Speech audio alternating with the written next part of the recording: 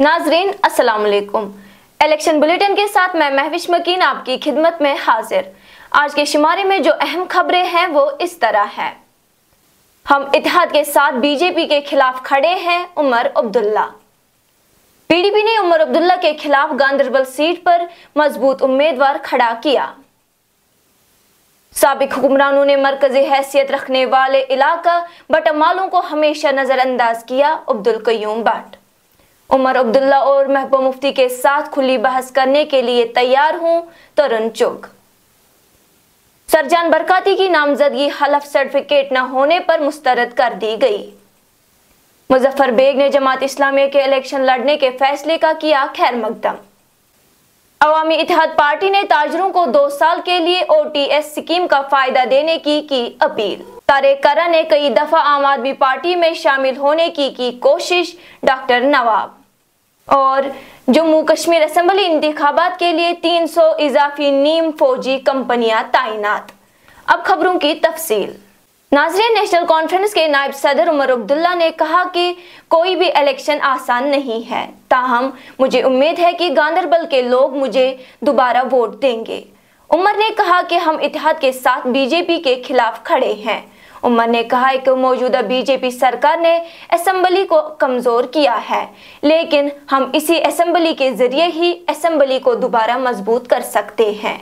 उन्होंने मजीद कहा है कि अगरचे ईडी ने फारूक अब्दुल्ला के खिलाफ मुकदमा वापस लेने की मुखालफत की थी, लेकिन अदालत ने मुकदमा वापस लेने का फैसला दिया। हमारी कोशिश है कि बीजेपी के खिलाफ हम एक यूनाइटेड फ्रंट लेके खड़े हों और उन्हें कम से कम सीटें जो है जीतने का हम मौका दें। कोई सैक्रिफाइस प्रिंसिपल्स का हमने नहीं किया। जो लड़ाई हम लड़ने जा रहे हैं उस लड़ाई में असेंबली का अपना ही रोल है और मैं लोगों से क्या कहूं कि वो इस असेंबली को माने, इस असेंबली को वोट दें, इस असेंबली में मेंबर चुने, लेकिन मैं इस असेंबली को नहीं मानता। जो लोग ये बात करते हैं उन्हें तो अपने रिश्तेदार खड़े किए। जो मेरे खिलाफ ये इल्जाम लगाते हैं, किसी ने बेटा, किसी ने बेटी, कोई ना कोई तो रिश्तेदार उन्होंने रखा। अगर वो अपने ही प्रिंसिपल्स के इतने बड़े पाबंद हैं तो फिर तो उनको पूरी तरह से इससे बाहर रहना चाहिए था। खुद बाहर रह के किसी रिश्तेदार को रखने का क्या फायदा। मैं मान के चलता हूं कि फिलहाल इस असेंबली में उतनी ताकत नहीं है जितनी ताकत होनी चाहिए, लेकिन हम इस असेंबली के जरिए ही इस असेंबली को और ज्यादा मजबूत कर सकते हैं।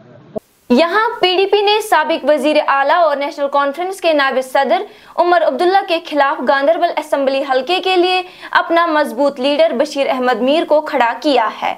याद रहे, उमर अब्दुल्ला गांदरबल से इलेक्शन लड़ने के एक दिन बाद पीडीपी ने अपना कार्ड खोलकर बशीर अहमद मीर को गांदरबल से अपना उम्मीदवार नामजद किया।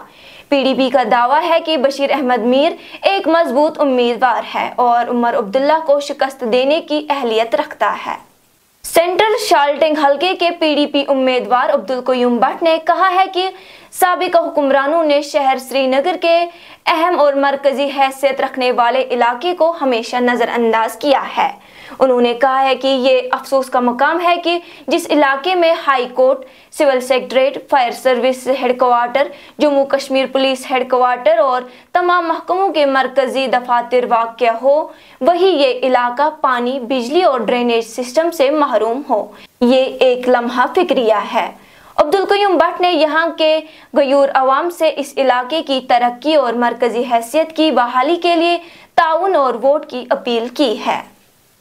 बीजेपी के तरुण चुग ने उमर अब्दुल्ला और महबूब मुफ्ती को 5 अगस्त 2019 के बाद जम्मू कश्मीर की सूरत हाल पर बहस करने का चैलेंज करते हुए कहा कि मैं 5 अगस्त 2019 को दफा 370 की मनसूखी के बाद जम्मू कश्मीर की सूरत हाल के बारे में उमर अब्दुल्ला और महबूब मुफ्ती के साथ गांधी खानदान के अरकान के साथ खुली बहस करने के लिए तैयार हूं।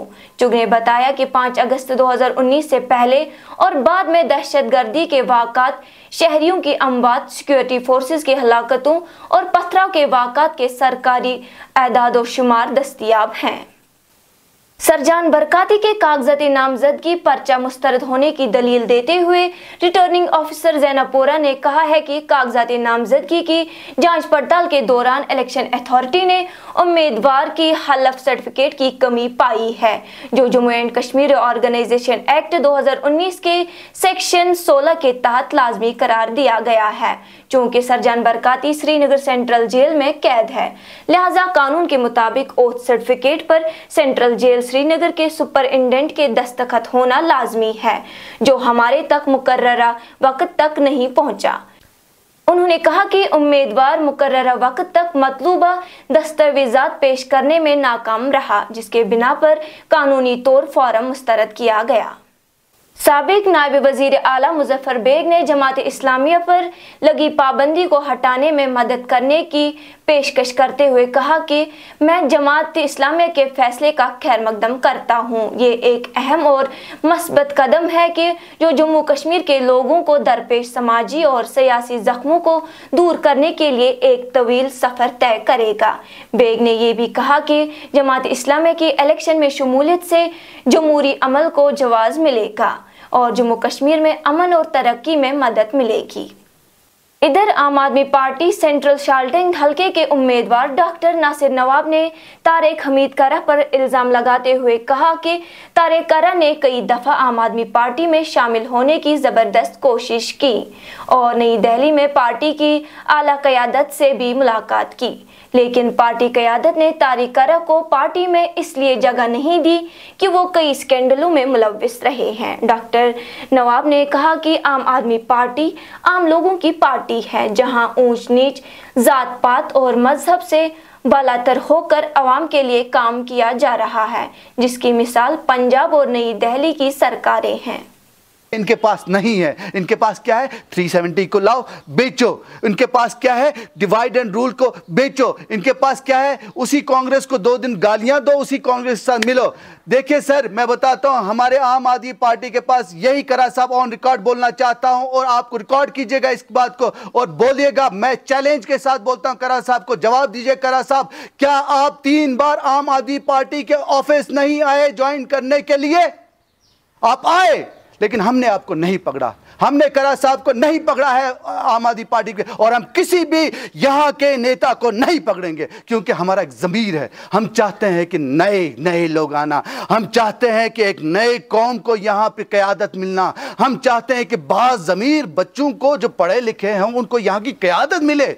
हम नहीं चाहते हैं कि बाप महाराजा था, बेटा राजा हो गया। अब जो ये छोटा सा उसका बच्चा है जो भी पैदा नहीं हुआ है, उसके लिए भी फारूक अब्दुल्ला साहब बोलता है 100 साल तक मैं इसको बेचूंगा और मेरे बेचे के बेटे को आप बना लेना।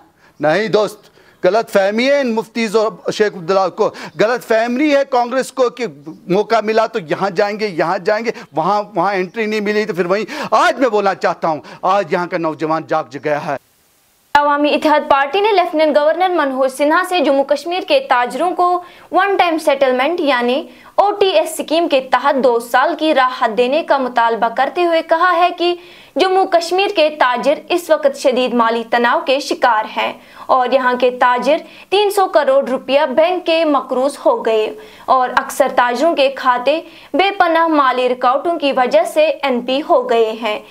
लिहाजा इंतजामिया को बैंक की अदायगी के लिए ताजिरों को OTS स्कीम के तहत कम से कम 2 साल की राहत देनी चाहिए। हुक्काम ने जम्मू कश्मीर में 18 सितंबर से शुरू होने वाले 3 मरहलों में होने वाले असेंबली इंतखाबात से कबल नीम फौजी दस्तों की 300 इजाफी कंपनियां तैनात की हैं। जम्मू कठुआ रेंज के deputy inspector general Shiv Kumar Sharma ने गुज़श्ता रात रेलवे स्टेशन जम्मू पर नीम फौजी दस्तों का इस्तकबाल किया। हुक्म के मुताबिक ये नीम फौजी दस्ते जम्मू, कठुआ और सांबा अजला में तैनात होंगे ताकि असेंबली इंतखाबात के दौरान सिक्योरिटी को बरकरार रखा जा सके। नाजरीन, इसी के साथ खबरों का आज का शुमारा इख्तिताम को पहुंचा। अगले शुमारे में आपसे फिर मुलाकात होगी। घर खुदा लाया। पी न्यूज़ को लाइक, शेयर और सब्सक्राइब जरूर कीजिएगा।